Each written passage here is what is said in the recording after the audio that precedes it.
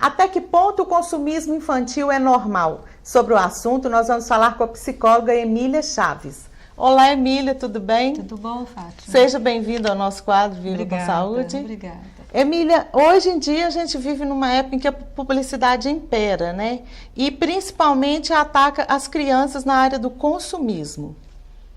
Bom, Fátima, nós temos que lembrar que a publicidade brasileira é uma das melhores publicidades do mundo.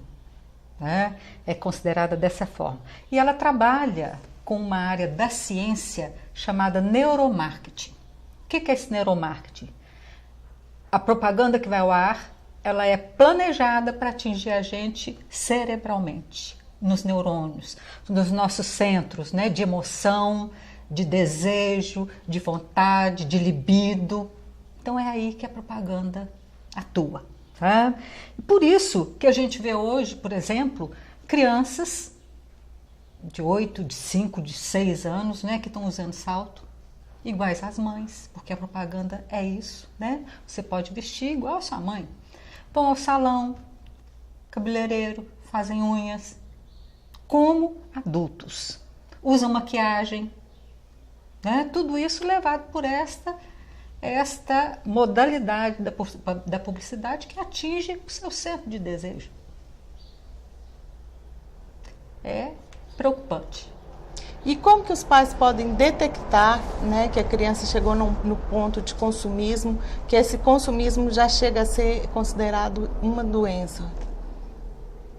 O papel do pai é observar o filho, né, Fátima?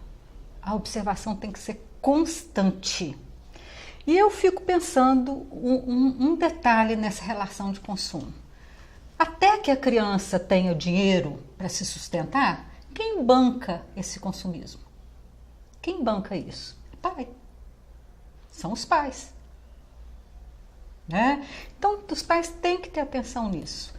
É ele o favorecedor disso? Pai, mães, avós, que hoje estão...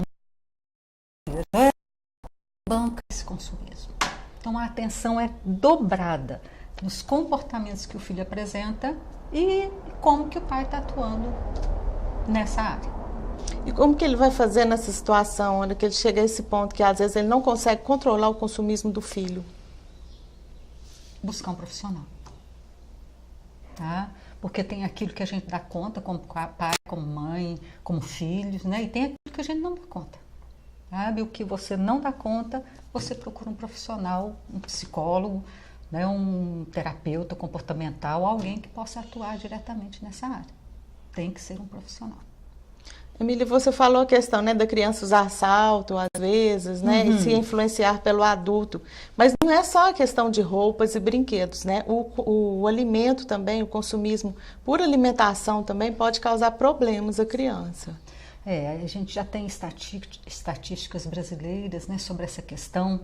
Nós sabemos que hoje 15% das nossas crianças sofrem de obesidade e mais 20% têm tendência a sofrer. Então, são números alarmantes. Né? E isso vem de quê? Isso vem da predominância das brincadeiras no computador, na televisão, nos jogos, né? O que favorece o sedentarismo. Então, raramente hoje você vê crianças brincando na rua. A criança está dentro de casa, nos computadores, na televisão, nos jogos. Além disso, Fátima, essa questão da obesidade, você tem a questão do comportamento que gera diante disso. Né? Então já é comprovado, comportamentos de violência, de agressividade, vêm desses jogos. Né? Isso já é comprovado cientificamente. Então é muito séria. E mais ainda, os alimentos, né, eles já vêm com a propaganda chamativa para a criança. Você vê que no supermercado, por exemplo, o alimento destinado à criança, as bobaginhas, fica nos estandes ao nível do olhar da criança. Né? Os pacotes vêm com apelo de figuras do universo infantil, né? Vêm com brinquedinhos, com brindezinhos. Então, tudo isso é o que faz sustentar esta indústria destinada à criança. E mais sério ainda, 44% das propagandas de alimentos no Brasil são destinadas à criança. É comida. que ela vai usar na frente do computador, na frente da televisão, em jogo que ela está lá só comendo e não gasta essa energia. Então, o problema de obesidade infantil é outro problema sério na nossa sociedade contemporânea. E como que os pais, quais as medidas que eles devem tomar, né? Além de levar a criança num especialista, né? Para se fazer aquele tratamento adequado, quais as outras medidas que os pais devem tomar? Tipo, às vezes não levar a criança muito a um supermercado ou a uma loja de brinquedos, né? Porque isso aí também pode acarretar para os pais um problema até financeiro, né? Sim. Eu sempre chamo a atenção dos pais para o seguinte: a questão de consumo está ligada a ele e à criança, né? Nós sabemos que hoje os pais ficam a maior parte do dia fora. O trabalho exige isso, a vida moderna exige isso, né? Mas existe nessa relação aí um sistema de compensação para a criança. Já que eu não estou, o tempo que eu preciso estar, eu dou. Né? Então é preciso prestar atenção nisso. Até que ponto está havendo essa compensação? E isso, Fátima, é o maior desafio dos pais hoje. Tá? A gente tem que pensar, por exemplo, que a criança ela vive bombardeada pela televisão. O pai tem que considerar isso. Ela vive bombardeada. E nessa propaganda, o ter é que vale tudo. Então, como ensinar valores para as crianças? Né? Se a propaganda está falando para ela, é que ela tem que ter a roupa da moda, a roupa da marca, aquele brinquedo. O brinquedo não é usado mais como uma atividade, o brinquedo é uma disputa.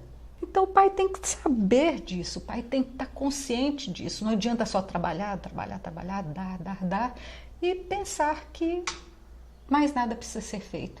O que a criança tem que ser?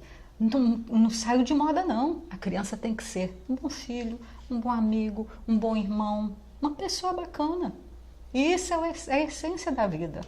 Isso é a essência de qualquer ser humano.